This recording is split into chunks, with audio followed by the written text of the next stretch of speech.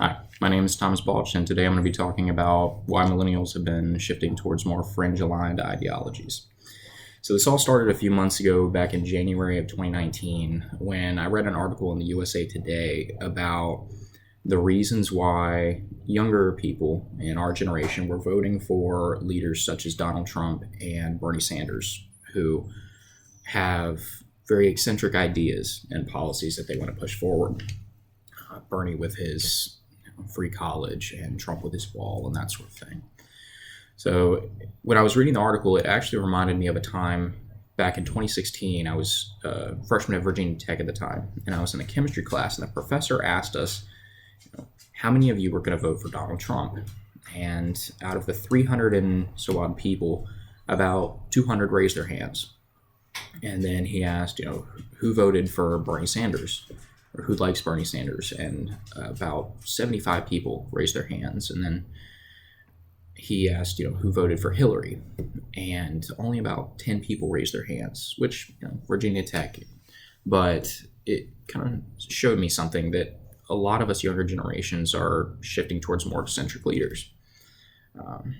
So this brought up the question of why have millennials decided to align themselves with these more fringe, extreme ideologies and policies and their leaders.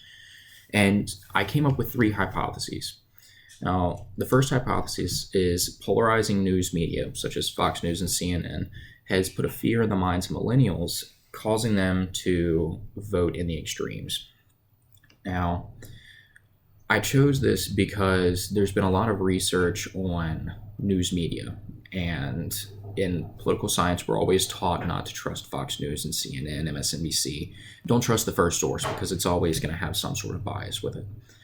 So I wanted to figure out, does the very first site that you see the news on affect the way that you think about it for the rest?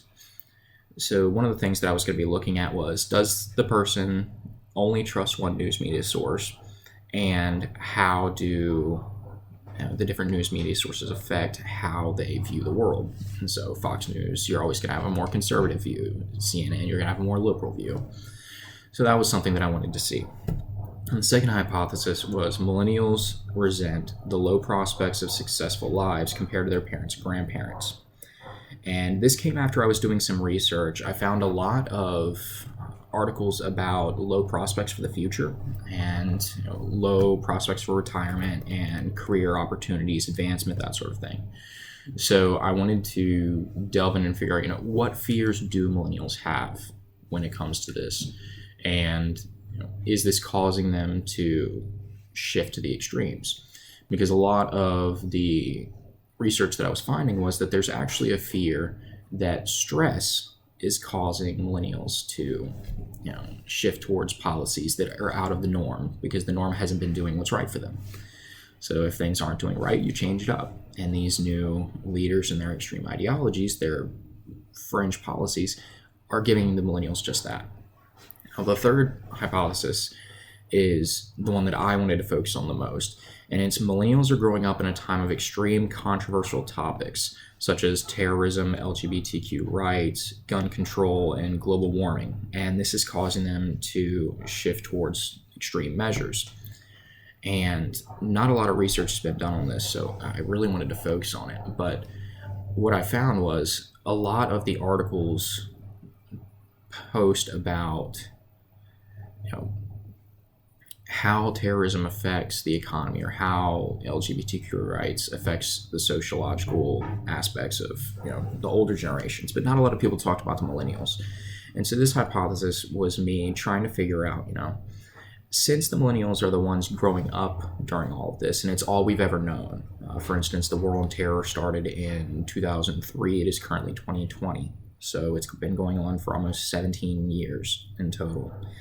And a lot of us, I'm in my early 20s, that's all we've ever known. That's all we remember is the war on terror and all of these gun control aspects. So I wanted to find out, does growing up in this sort of atmosphere with all these controversial topics, everything going on, and hearing about all this stuff in the news every single day, does it play a factor in causing us to shift away from the establishment? Because it seems like all these topics, if so much is going wrong, we need to change things. And that goes back to that stress, is that if things are wrong and you're stressed out, you're going to go with something different. And that's causing us to shift more towards the fringe ideologies and policies.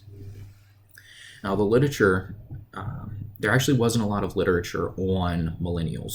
So there's some in the workplace and some involving different sociological aspects, but none on actual fringe ideology. So I had to do a little bit separate on both. First off, I'm going to start with hypothesis one. So hypothesis one was all about the news media, and the research on the news media showed that it is a true fact that most people are stuck in an echo chamber, which an echo chamber is where you look at one news media source that you completely trust, and it shows you the things that you want to see. And you go with that news media source, such as a conservative going with Fox News. They're going to trust everything that Fox News says. Everything that CNN says, they're going to completely disregard as liberal fake news. And the same vice versa for the liberals. They're going to pay attention to CNN and not pay attention to Fox. It's all just going to be fake news to them. So research showed that a lot of people are stuck in the echo chamber. They only pay attention to the articles that are important to them. They never see any news that's outside of their comfort zone. And this is especially evident on social media, because it's gotten to the point where you can follow the pages that you like and you only see the news that you want to see. So if I go on Twitter right now, I see all the news that I want to see. I don't see any of the stuff that I don't.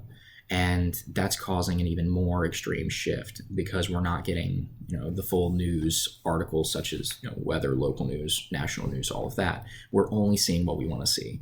So we're becoming ignorant to a lot of different policies. For example, Philip Mueller wrote a report on the populist media in Europe, and he studied 4 different countries, and he found that people in populist countries paid more attention to the media than they did to other news sources, and they didn't trust any other news sources other than their echo chamber media. So it showed that populist countries such as Turkey, where the media is partially controlled by the government, was completely biased for the government, and free media that was less biased, there was a lot more diversity. And Mark Stoddard, he wrote an article on the echo chamber and climate change in America, actually. So different news articles didn't post climate change articles, and they would talk down about climate change, lower the aspects of it, not talk about the consequences, partially because of the political alignment or the bias of the news agency. So depending on what news paper you read, that showed you whether or not you actually got to see about climate change. And it gave you a different opinion based off of what it talked about. And barely any of them ever talked about the consequences, which shows you that the political alignment at the time didn't want you to know about the consequences of climate change. Hypothesis 2 was all about the low prospects for the future. And I delved into 3 main topics. I delved into retirement, student loan debt, and homeownership. Now, a lot of the research on homeownership and retirement showed that there was low prospects. There's been multiple articles written on how recent graduates are finding it harder to find jobs based off of the gig economy. The gig economy is basically where a younger person or a person who has not a full career finds a job that's usually a part-time job or a seasonal job, and they have to find a new job whenever that ends. So for instance, say somebody works at a local retail store, we'll say Macy's. If they find a part-time job at Macy's, then they have a high likelihood of being laid off, which means that they're not in that career to be a career. It's just a part-time job for them. They're looking for other careers. They're having backup plans, that sort of thing. And that shows that there's really no planning forward. There's no retirement benefits. There's no plan of action for advancement. It usually is you stay in that position until you resign or you're fired, and then you find another one. So that's the gig economy. And it seems like that's been the real thing for recent college graduates, is they're having a harder time finding a job. And Sarah DeHoe did a research project on this for her master's degree, where she specifically looked at recent college graduates and the likelihood that they're going to be in a job that they find impressive. And she found that they actually didn't. A lot of them went back to live with their parents and found part-time jobs until they were able to find a job that maybe led them into their field, but that didn't usually happen right off the bat, especially based off of this gig economy. A lot of the students were working throughout college, and then when they got out of college, they continued to do what they normally did. And this just lowered the prospects of what they were looking for. Similarly, Victoria Hanneman, she did research on student loan debt and marriage and home ownership. So she looked at the possibilities of how much student loan debt a person comes out of college with, and found that it was roughly about $30,000 to $40,000, somewhere in that range. And based off of this, she found that not a lot of people were applying for mortgages, not a lot of people were applying for car loans, and that was severely lowering their chances of building up a strong credit, finding a strong job, that sort of thing, because all they were doing was paying rent month to month, paying their $200-300 car or $200 car payment to CarMax, where they didn't really get a good interest rate and all of that, and they're not really understanding the whole preparing for the future thing. Similarly with the gig economy, they're living paycheck to paycheck almost. And so there's no anticipation, there's no attempt to get a mortgage or get a home. Based off of that, not a lot of people are getting married as early as they were. They're focusing more on bettering themselves and trying to survive, and not focus on a family, because most people want a home before they have a family. So a lot of people are opting out of marriage and homeownership just to keep that paycheck to paycheck lifestyle going, because if they were to try and get married, then they would have to take on maybe 2, maybe 3 jobs just to support themselves. How this is 3, the one that I wanted to focus on, there wasn't a lot of research at all. So what I ended up doing was I did research on each of the individual topics: terrorism, LGBTQ rights, gun control, and global warming. And what I found was that these topics are extremely evident within the past 20 years. Since the turn of the century, or the millennia, it has been almost every single year where there's been some major breakthrough for one of these groups.